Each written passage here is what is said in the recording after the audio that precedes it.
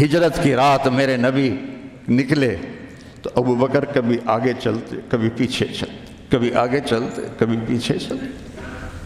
آپ اپنے پنجوں کے بل چل رہے تھے کہ پاؤں کے نشان نہ پڑ جائیں اور کھوجی نہ دیکھ لے، تو پھر آپ نے فرمایا ما لکا یا ابا بکر، ابو بکر کیا ہوا ہے؟ کبھی آگے آ جاتے ہو کبھی پیچھے ہو جاتے ہو۔ کہا یا رسول اللہ، جب مجھے خیال آتا ہے آگے کوئی چھپا ہوا دشمن وار نہ کر دے تو میں آگے ہو جاتا ہوں کہ میرے اوپر آئے، آپ پہ نہ آئے، اور جب مجھے خیال آتا ہے پیچھے سے کوئی آ کے حملہ نہ کر دے تو میں بھاگ کے پیچھے ہو جاتا ہوں کہ آپ کے اوپر وار نہ آئے، میرے اوپر آئے۔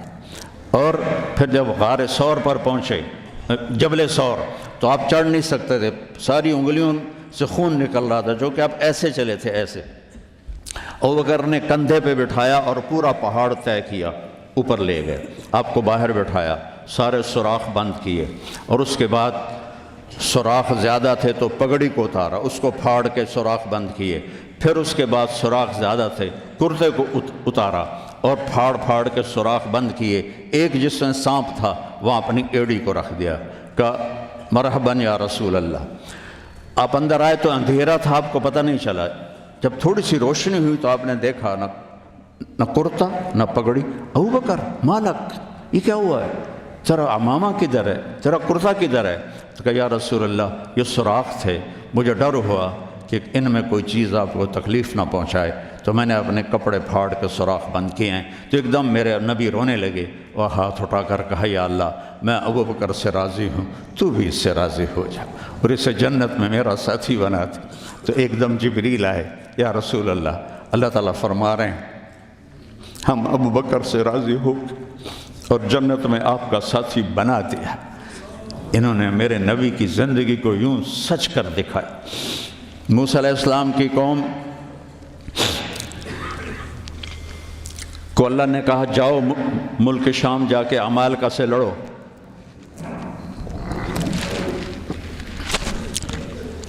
ان کا اذهب انت وربک فقاتلا، تو جا تیرا رب جائے، ہم نہیں لڑتے۔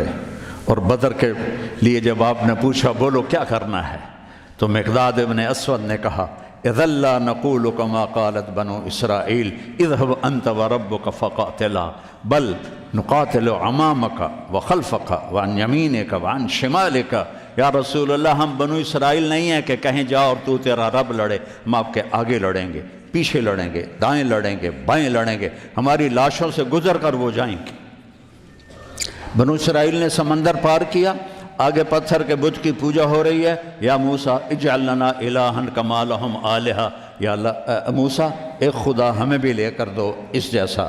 یہ بنو اسرائیل ہیں، اور میرے نبی کا انتقال ہوتا ہے پیر کے دن، اور ابو بکر صدیق اوالی گئے ہوئے ہیں اپنی دوسری بیگم کے پاس، ان کو خبر ملتی ہے تو وہ بھاگے ہوئے آتے ہیں اور آپ کے چادر ہٹا کر آپ کا ماتھا چومتے ہیں اور گرم گرم آنسو ماتھے پہ گرتے ہیں، وا خلیلہ وا صفیہ وا نبیہ۔ اور اس کے بعد آپ مسجد میں جاتے ہیں تو شور و فغاں ہے، اور عمر تلوار لے کے کھڑے ہیں، جو کہے گا اللہ کا رسول فوت ہو گیا میں اس کو قتل کر دوں گا، وہ اللہ کے پاس گئے ہیں، وہ واپس آئیں گے۔ تو ابو بکر ممبر پر آئے، کہا عمر اقعد اقعد، کھڑے ہوئے آدمی کو کہنا ہو بیٹھ جاؤ تو اقعد، اور لیٹے ہوئے آدمی کو کہنا ہو بیٹھ جاؤ تو اجلس۔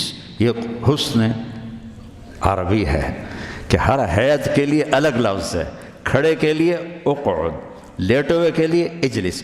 عمر اقعد، کہا نہیں بیٹھوں گا۔ تو پتہ چل گیا کہ جوش میں ہے، ممبر پر آئے، ایھا الناس من کان یعبد محمدا فإن محمدا قد مات، جو محمد کی پوجا کرتے تھے وہ سن لو کہ انہیں اللہ نے بلا لیا، ان کا انتقال ہو گیا۔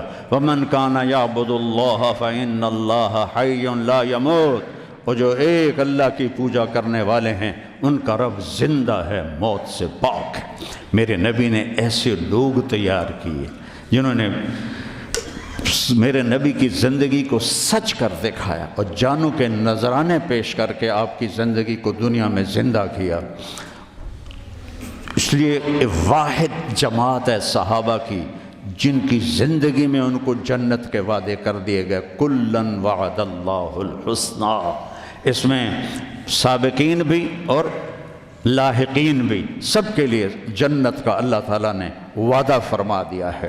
ایک امت تیار کی، ایک امت تیار کی۔ سارے قرآن نہیں پڑھے ہوئے تھے، حضرت خالد بن ولید نے فجر کی نماز پڑھائی، تھوڑی سی آیات ایک جگہ سے پڑھی، تھوڑی سی ایک جگہ سے، تھوڑی سی ایک جگہ سے، اس طرح کر کے انہوں نے نماز مکمل کی، اور نماز کے بعد کہنے لگے لقد شغلنی الجہاد عن القرآن، بھائی معاف کرنا، جہاد کی وجہ سے میں تو قرآن بھی نہیں پڑھ سکا۔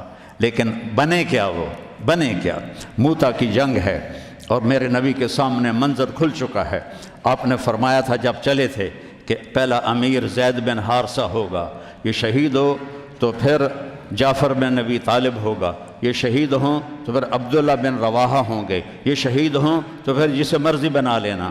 ایک یہودی سن رہا تھا، کہنے لگا ایترایتا گئے، یہ گئے، یہ نہیں زندہ آتے۔ تو اور وہاں 1,00,000 رومی اور 3,000 صحابہ۔ تو حضرت زید بن ثابت شہید ہوئے، اللہ کے نبی نے کہا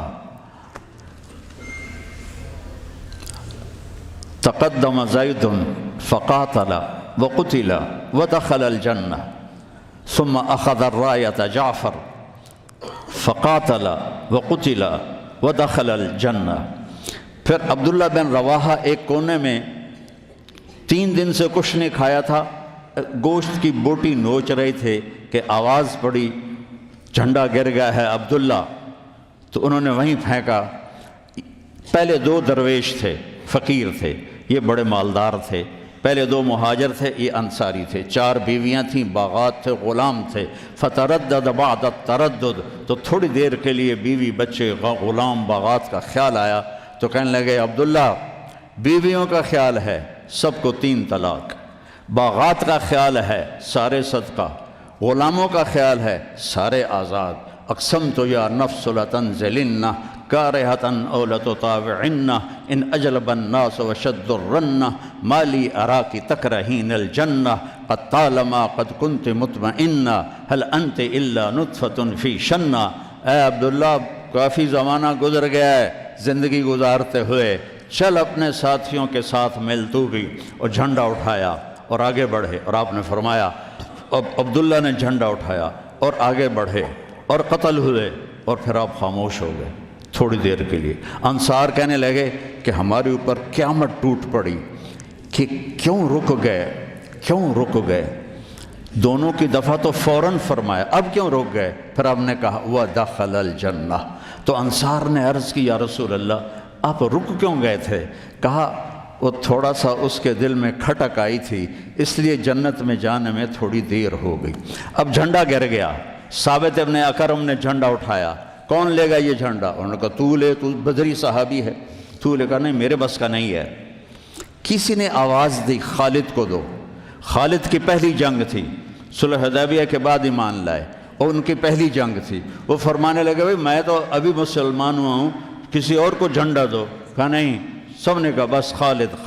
انہوں نے ایک ہاتھ میں جھنڈا لیا، اور جب یوں تلوار کو جب اٹھایا نا، تو میرے نبی نے فرمایا ثم صلی اللہ سیفا من سیوفہ، اب اللہ نے اپنی تلواروں میں سے ایک تلوار کو نیام سے باہر نکالا ہے، اور انہوں نے ساری رومیوں کی فتح کو شکست میں تبدیل کر دیا۔ 9 تلواریں ان کے ہاتھ سے ٹوٹیں لڑتے لڑتے، اور اتنا روب چھا گیا کہ پورے روم میں دہشت پھیل گئی خالد ابن ولید کی۔